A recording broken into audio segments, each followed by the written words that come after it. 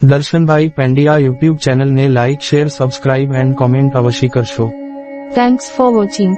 Have a nice day.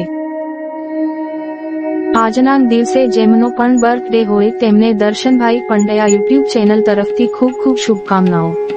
તેમજ આજના દિવસે જેમની પણ મેરેજ એનિવર્સરી હોય તેમને દર્શનભાઈ પંડ્યા યુટ્યુબ ચેનલ તરફથી ખૂબ ખૂબ શુભકામનાઓ પાઠવવામાં